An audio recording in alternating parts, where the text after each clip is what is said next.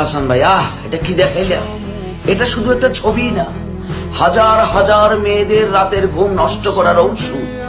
যে সকল মেয়েরা এতদিন তাহসান ভাইকে জাতির ক্রাশ ভেবে ক্রাশ খেয়ে অনিদ্রায় শুকিয়ে যেত, ঘুমাতে পারতো না, তাদের চিরতরে ঘুমটা নষ্ট করে দেওয়ার জন্য তাহসান ভাই এই ছবির জন্ম দিয়েছে।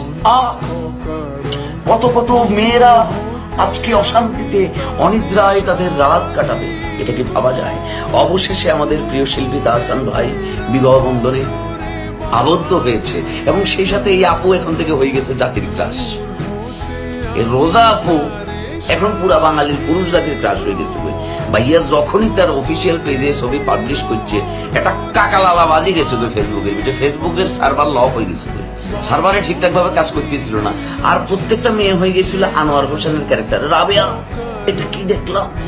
তাহসান ভাই বিয়ে করে ফেলেছে।